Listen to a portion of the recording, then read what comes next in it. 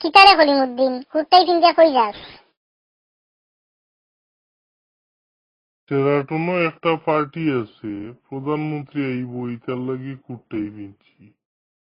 আমি একটু বালা তেল মারতে পারলেই আমারে মন্ত্রী বানাইলেইব।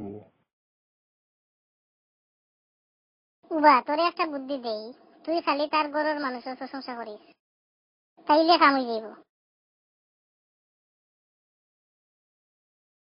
বুদ্ধিটা বালাই দিছস, আইসকই অ্যাপ্লাই করতাম হইব। কিতারে কলিমুদ্দিন খরচ কিতা?